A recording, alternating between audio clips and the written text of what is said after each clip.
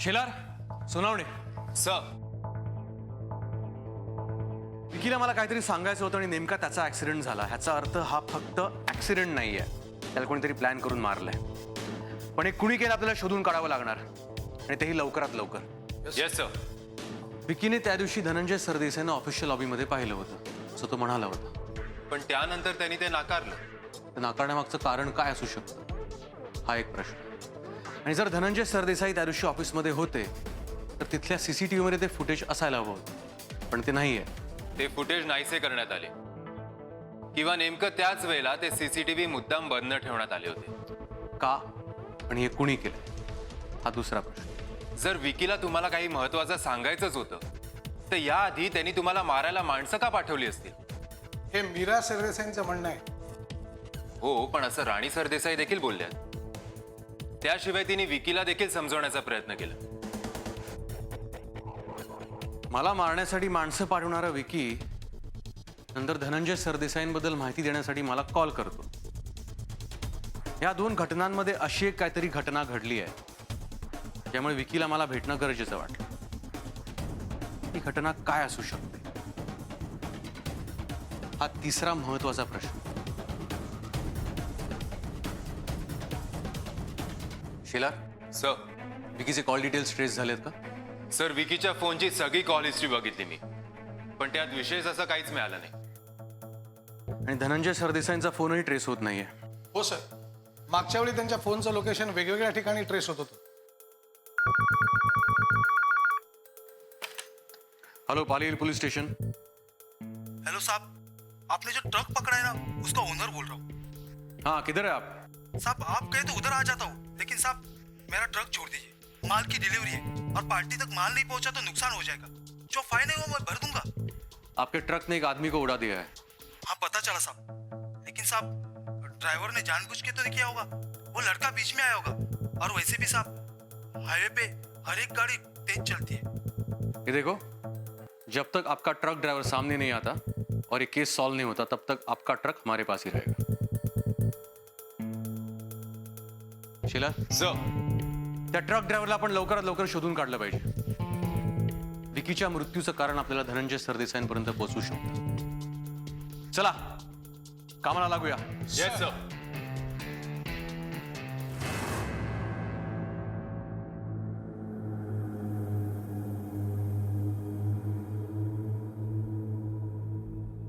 काय झालं मीरा? कसला विचार करतेस? विकीच्या ऍक्सिडेंटचा.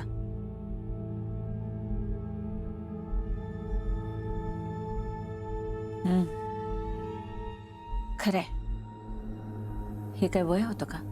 वाईट झालं हे खरं आहे, पण हे झालं कसं? मीरा, हा निव्वळ अपघात असू शकतो. घडवलेला अपघात. विकीला धनंजय बद्दल पोलिसांना काहीतरी सांगायचं होतं आणि त्याचा अपघात झाला. काहीतरी आय एम शुअर या सगळ्याच्या मागे एकच व्यक्ती आहे. अजय ठाकूरला आता तरी राणीला अटक करावीच लागेल. काय करतेस? अजय ठाकूरला फोन.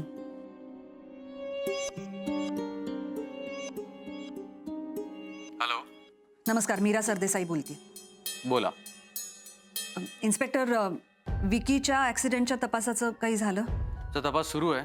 ट्रक ड्रायव्हर सापडला की त्याला अटक करू. नाही, त्याला अटक कराल, पण तो माणूस फक्त एक प्यादा आहे. ह्या सगळ्याच्या मागे जी व्यक्ती आहे तिचं काय? कोण आहे ती व्यक्ती?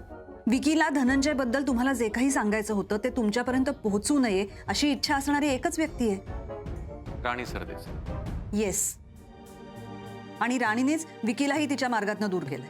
निष्कर्ष बांधून काही होत नाही, त्यासाठी पुरावे लागतात. पुरावे मी देईन तुम्हाला इन्स्पेक्टर. याआधी तुम्ही असंच म्हणाला होतात, पण संशयाच्या पलीकडे काहीच होत नाहीये आणि पुराव्याशिवाय आम्ही फक्त संशयाच्या आधारावर कोणाला अटक करू शकत नाही. सो प्लीज नेक्स्ट टाइम काही सांगताना आधी पुरावा आणा आणि मग बोला. आणि जेव्हा पुरावा असेल तेव्हा मी आरोपीला अटक करू. Okay, thank you.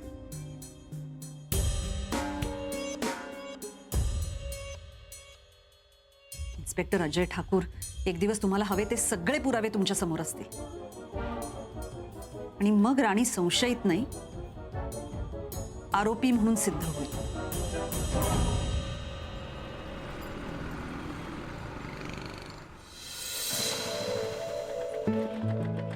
अरे आज बाहेरच? अरे तुझीच वाट बघतोय. काय झालं? हे बघ.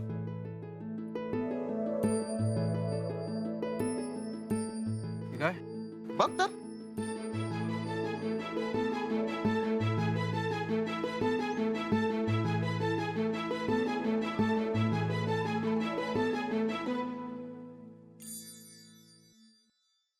पाली हिल पोलीस स्टेशनला ट्रान्सफर. अरे वा, ही तर चांगली बातमी आहे. येस, अभिनंदन. थँक्यू. वा वा वा, मला वाटलं कुठे नवीन संकट आहे की काय. चला, आपण एकत्र असल्यामुळे तुझी मदतही होईल आता. हो, क्या बात. चांगलंच आहे रे. पण अजय, अरे बाहेर वेगळीच चर्चा चालू आहे. कसली? त्या धनंजय सरदेसाईंची केस अजून सॉल्व्ह झालेली नाही. आता आणखी एका माणसाचा मृत्यू झालाय. हो, पण चर्चा कसली आहे? तू त्यांच्या रडारावर आहेस अजय. तुझी ट्रान्सफर सुद्धा होऊ शकते. वरून प्रेशर असणार आहे ह्या केसमध्ये. अरे जोपर्यंत मी आहे तोपर्यंत मी ही केस सोडणार नाही. आणि ही केस सॉल्व्ह मीच करणार आहे. हो रे, मला खात्री आहे रे, तूच सॉल्व्ह करणार. पण जरा सावध. वर काय होतं ते आपल्याला काहीच माहित नाही. त्यात ही बिल्डर रॉबीतली केस आहे. काळजी करू नको, होईल ही केस सॉल्व्ह. आणि आता तू पण आहेस. बरं बरं, घरी जा. काकू तुझी वाट बघत होती. तब्येत कशी आहे? हाय बरी आहे, मी मगाशीच भेटून आलोय. जा, तुझी वाट बघते ती. बरं, जा. येतो. आई, कशी आहे तब्येत? दर्या. गोळ्या घेतल्यास ना? हो. हे काय 4 गोळ्या तिथे, 3 असायला पाहिजे होत्या. तू दुपारचा डोस घेतला नाहीस आई. अरे ती गोळी दिवसातून एकदाच घ्यायची आहे. काल घेतली होती आणि आज एक घेतली दुपारी. 6 मधल्या 2 गोळ्या घेतल्या म्हणजे उरल्या किती? 4. बरं, सॉरी. दुपारी झोपली होतीस का? हो. अरे दुपारी ज्योतीने जेवण आणून दिलं होतं ना, तू सांगितलं होतंस ना तिला. हो. कशाला रे उगाच त्यांना त्रास. अगं तू उठणार आणि जेवण करणार, त्यात वहिनी म्हणाल्या होत्या दुपारचं जेवण त्या बघतील म्हणून. आणि का रे अजय, आईची तब्येत एवढी बिघडली तुम्हाला कळवायला नको? नेहा, तुला माहिती आहे ना, मी केसच्या गडबडीत अडकलेलो. म्हणूनच तुला काल रात्री यायला उशीर झाला ना. हो. म्हणजे त्या मिसेस राणी सरदेसाईंची केस ना रे. नाही, धनंजय सरदेसाईंची मिसिंग केस. मग लागला पत्ता त्यांचा? नाही अजून. त्यात अजून अडचण आली आहे. काय झालं? केसमधल्या एकाचा ऍक्सिडेंट झालाय. अरे देवा, काय अवस्था झाली असेल त्या बाईची. आई, तू त्याचा विचार नको करू. मी फ्रेश होतो आणि जेवणाचं बघतो. कशाला? म्हणजे ही घरी जाणार, आपलं काय? अच्छा, म्हणजे आपलं का? मी सगळं जेवण पार्सल घेऊन आले. अरे अरे हो, मी तिला विचारलं तर मला म्हणाली अजय कामावरून आल्यानंतर कधी जेवण बनवणार म्हणून आली. असं काही नाही हा, मी आईंच्या काळजीने सगळं घेऊन आले. आणि आधीच एकतर आईंची तब्येत बरी नाहीये, त्यात तू जेवण बनवणार? मी जेवण बरं करतो. हो माहितीये मला, तू छान बनवतोस. पण जा आता, तू फ्रेश हो, मी तुला जेवायला म्हणते.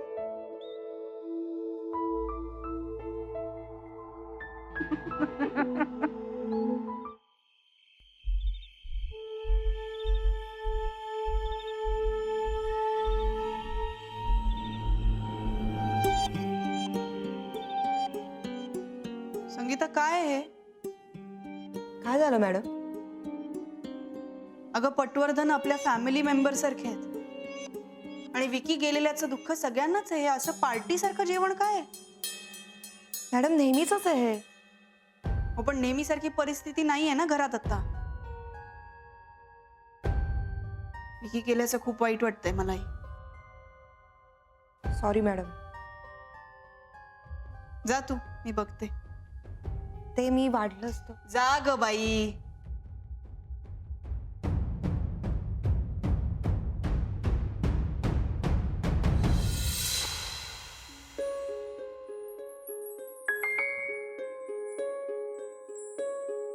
खूप भूक लागली असेल ना? पोटात कावळे ओरडतायत. बरं, मी एवढं गरम करते आणि निघते. तू फक्त वाढून घेशील का? आईंना उठवू नकोस हा.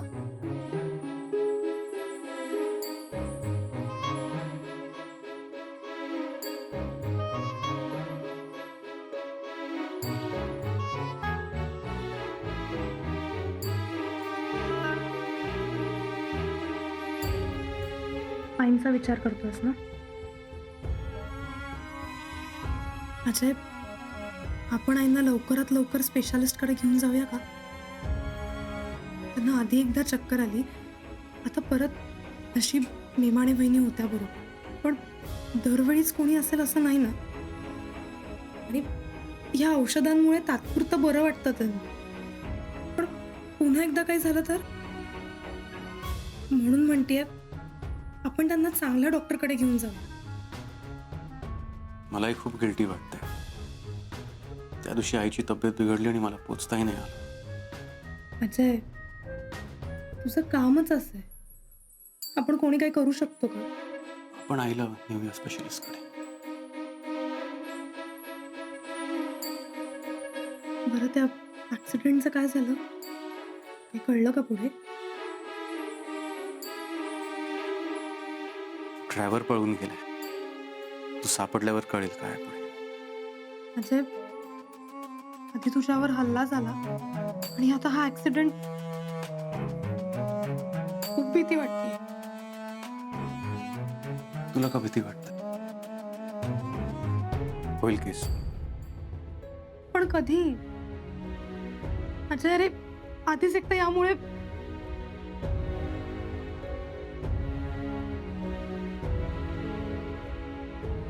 सगळ्यामुळे काय? काय नाही.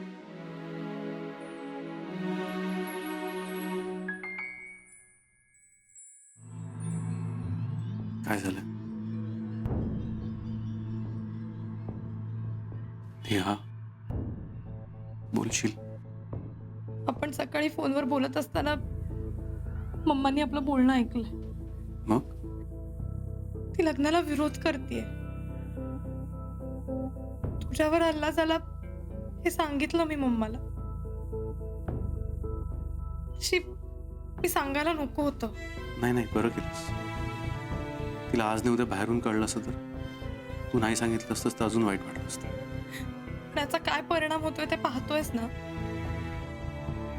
तिने काल रात्रीच आपलं बोलणं ऐकलं.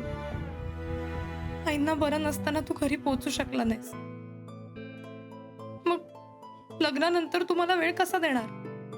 त्यात या अशा केसेस तुझ्याकडे येत आहेत ज्यात काहीही होऊ शकतं. आता ह्यावर मी तिच्याशी काय आर्ग्यू करू? तूच सांग मला. आणि ती चुकतीये असंही नाहीये ना. तिला समजवणं खूप कठीण आहे. मला कळतच नाहीये मी तिला काय सांगू, कसं समजवू. नेहा, काळजी करू नकोस. वेळ आली तर मी बोलीन मम्माशी. तू असं रडू नकोस.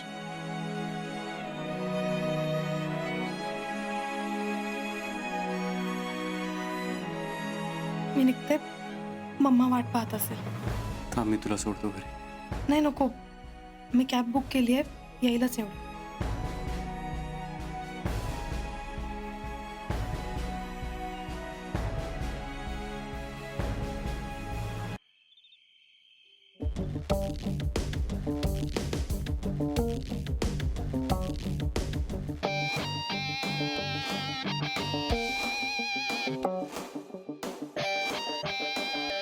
बोल राणी. मिस्टर पटवर्धन, कसे आहात? ठीक आहे. सहजच केला फोन. काही खाल्लत का तुम्ही? भूकच नाहीये.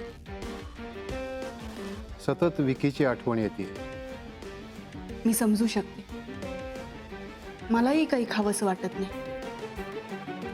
सतत विकीचा चेहरा आहे तो डोळ्यासमोर. भूकच नाही लागत. माझीच ही अवस्था आहे तर तुमची परिस्थिती मला अगदीच समजू शकते. राणी, माझ्याकडून खूप मोठी चूक झाली आहे. विकीच्या जाण्याला मीच कारणीभूत आहे. मिस्टर पटवर्धन, आता जे झालंय ते आपण बदलू नाही शकत. आपण सावरायला हवं.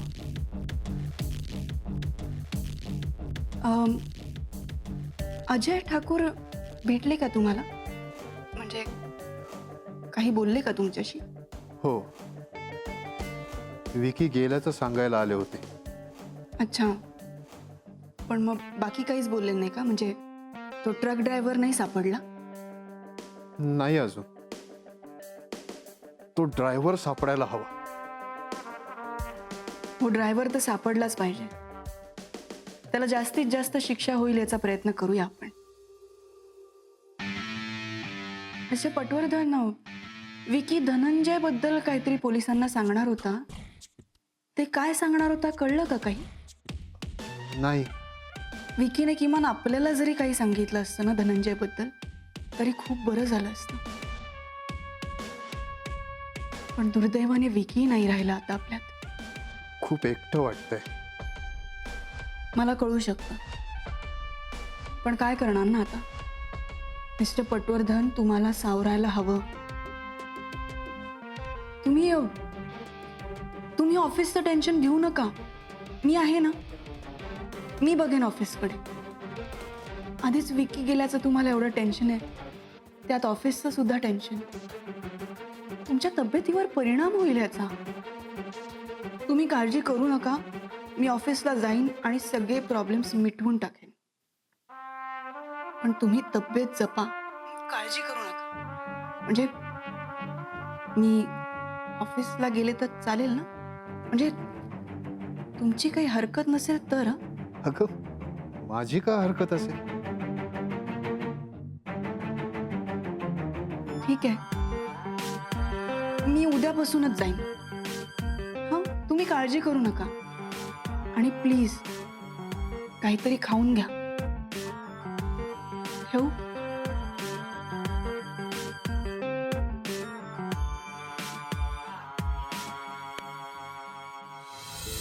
आई, आपण एका स्पेशलिस्टकडे जाऊया आणि सगळ्या टेस्ट करून घेऊया. हे बघ, मला काहीही झालेलं नाहीये. मी आता बरी आहे. आणि शिवाय या गोळ्या पण चालू आहेत ना. त्या गोळ्या वगैरे ठीक आहे का, पण आपण एकदा चेकअप करून घेऊया. आणि तुला पहिल्यांदा होत नाही, याच्या आधी तुला चक्कर आली आहे. बघ, माझं वय झालंय, बाकी काही नाहीये. आई, मला काहीही ऐकायचं नाहीये. मी अपॉइंटमेंट घेणार आहे. डॉक्टरांना फोन करतो उद्या. अजय, आधीच खर्च कमी आहेत का? त्यात आणखी हा खर्च. खर्च वगैरे काही नाही आई. आणि मी असताना तू ह्याची काळजी करू नकोस. बरं बाबा, जाऊया, पण लगेच उद्या नको. मग कधी? ते मी तुला नंतर सांगते. तू आधी तुझ्या कामात लक्ष दे. त्या बाईचा नवरा हरवलाय ना, त्याला शोधून काढ. महत्वाची केस आहे ना ती. मी झोपते आता, तूही आराम कर. हं? झोप तूही आता. झोपतो. विराया.